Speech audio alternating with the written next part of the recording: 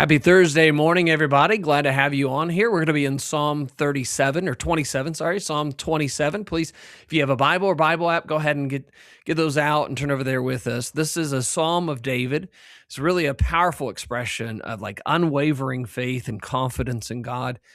You know, there are three kind of different sections of this. We have confidence being expressed in the first 6 verses. We have a prayer and a plea being expressed in verses 7 through 12.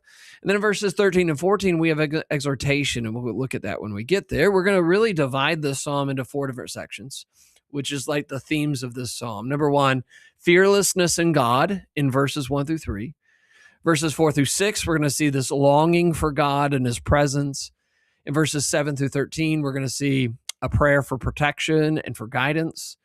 Then in verse 14, we're going to see an exhortation to wait on the Lord. Man, I really like this psalm. There's a lot of good things for us to keep in mind, for us to meditate on, to think about.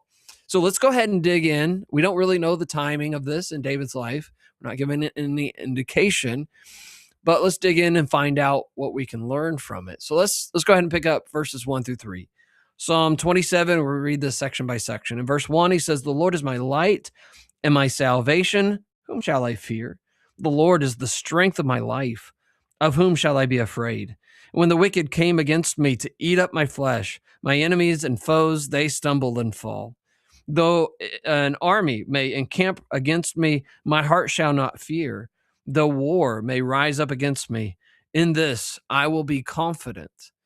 And so look at the very first verse. "The Lord is my light and my salvation. Whom shall I fear? The Lord is my strength and my life. Of whom shall I be afraid?" This psalm really is an expression of great confidence in the Lord. And like a lot of the psalms that we've looked at so far, it's written in a very dark time.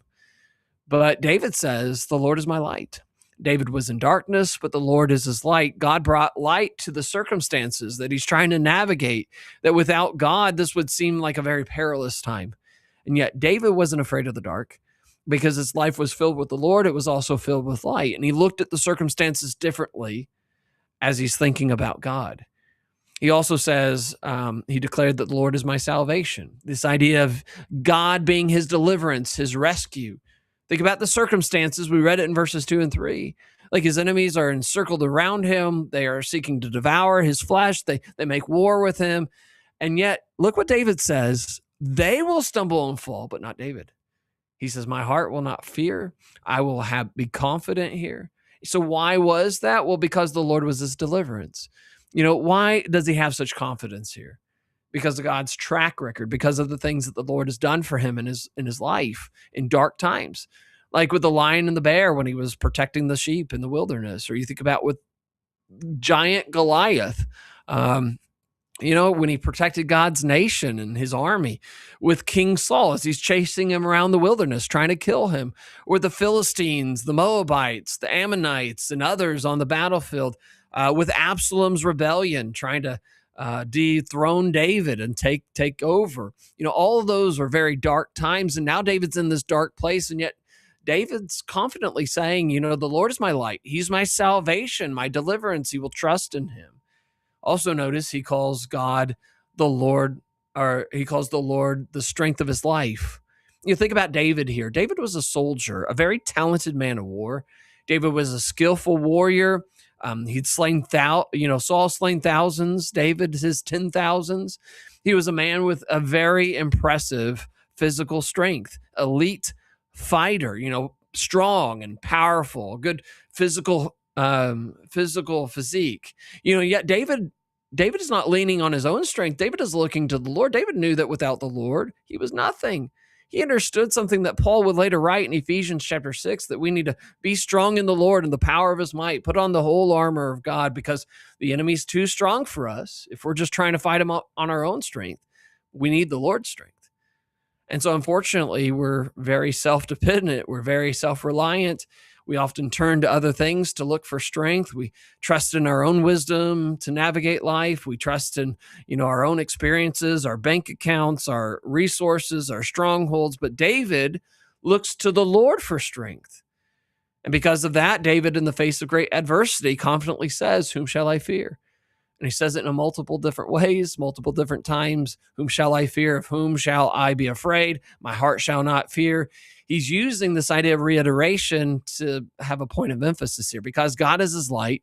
He's his salvation. He's his strength. There's no reason for him to fear. And so his enemies will stumble and fall, he says, from the wicked people to even the armies that come up and make war against him.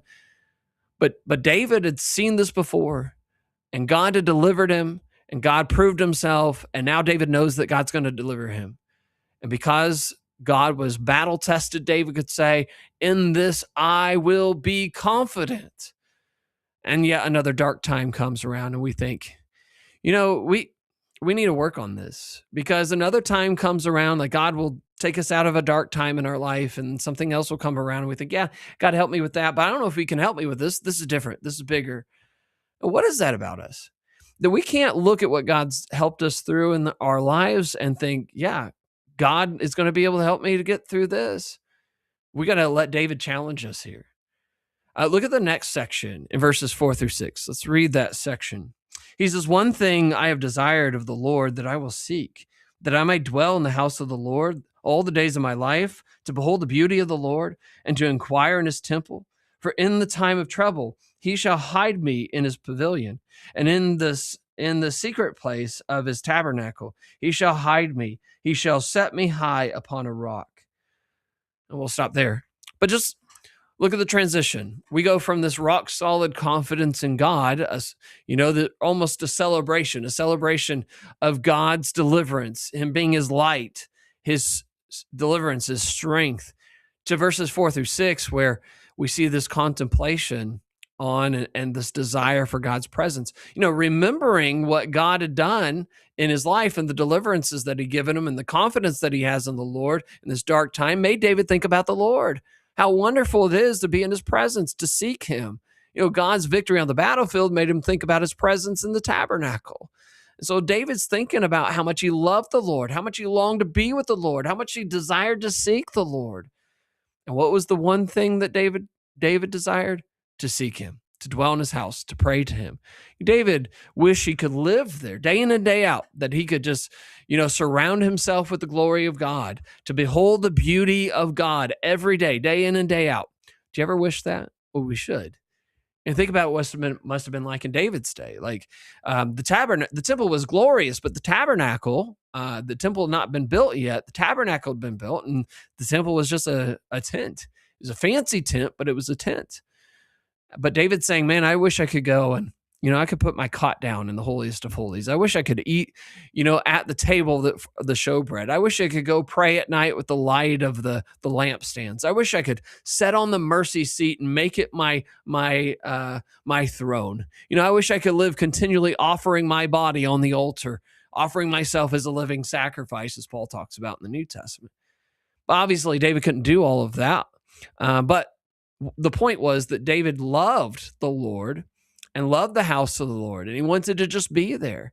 David wanted to behold the beauty of the Lord, wanted to be in the presence of God because David loved God. Here's the good news. We could do that. We can be in the presence of God. Adam and Eve were until they sinned. And what was lost in the fall will be regained when Jesus comes back and he brings all those who belong to the Lord to live with the Lord forever. We just finished our study in the book of Revelation. At the end of that, it's kind of the reversal of the fall.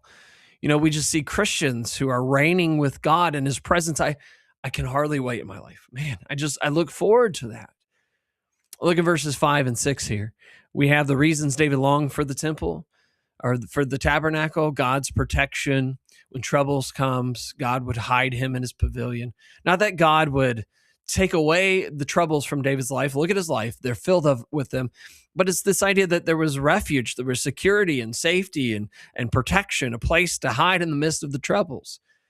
But also God's exaltation. He says, he will set me high on the rock. Think about the description of the enemies. They've circled him and, and they're trying to devour him. They want to make war with him, but God hides him and protects him, and he sets him up on a high mountain, high above his enemies, and he gives him the victory. He gives him exaltation.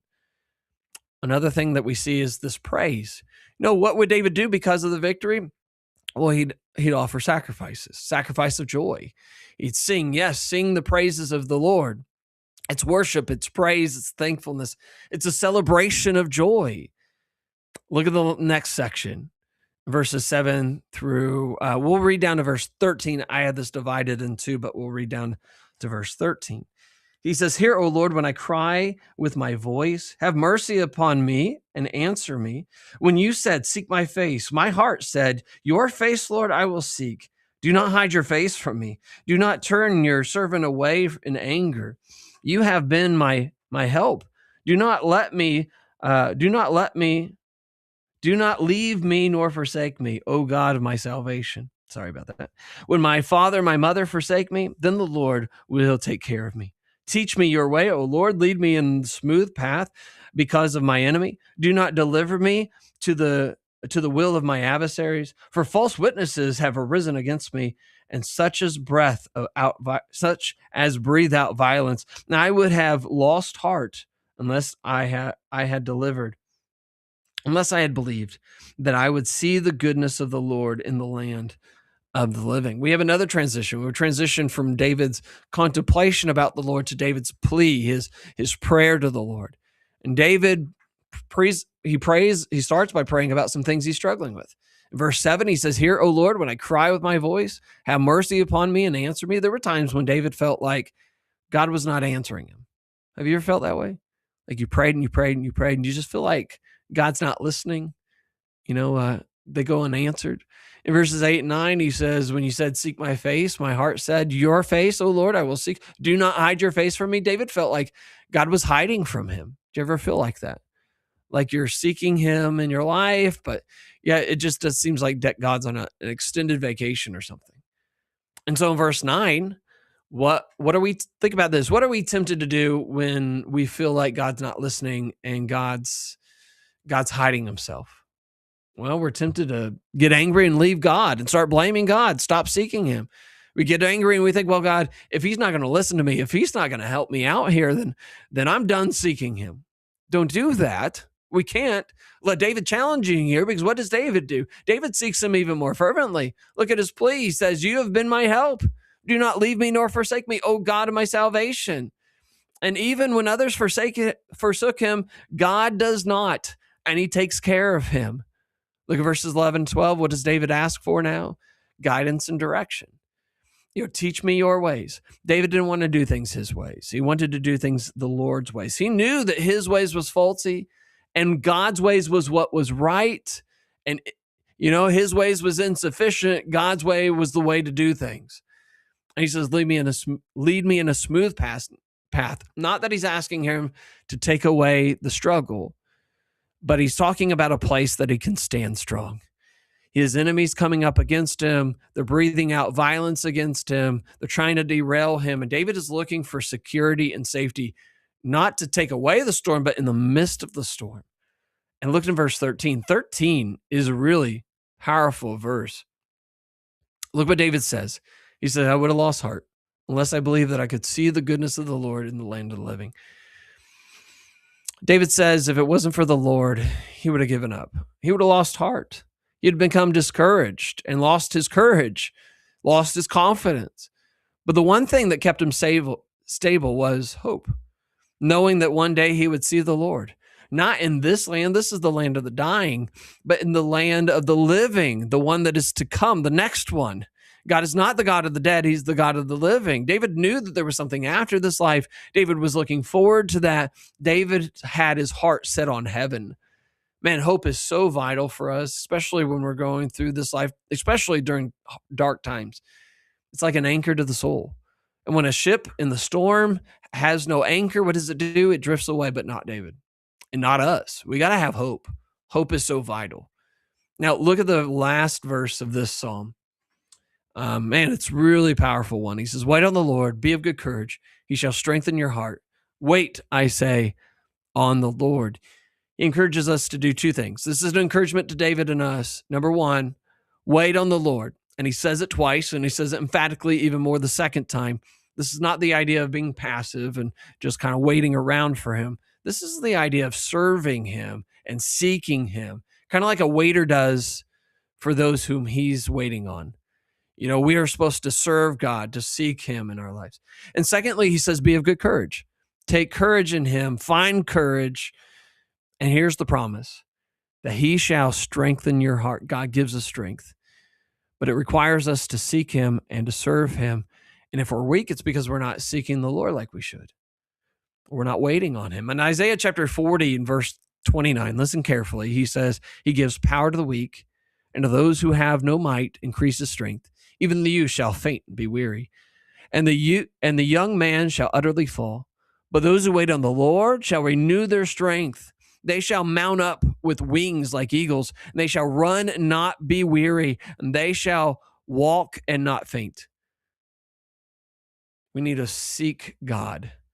We need to eagerly serve and seek him. And the promise is that he will strengthen our hearts. He'll bring us light, even in the dark times.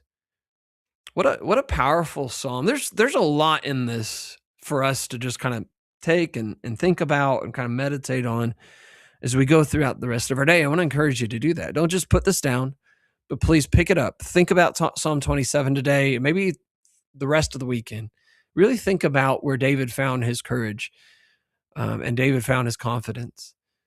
Really be challenged by it. I'm grateful that you're on here with me today. Would encourage you, by the way, if you're in the Noblesville area later today at 4:00, we're going to meet at Noble Coffee. We're going to keep studying through Ecclesiastes.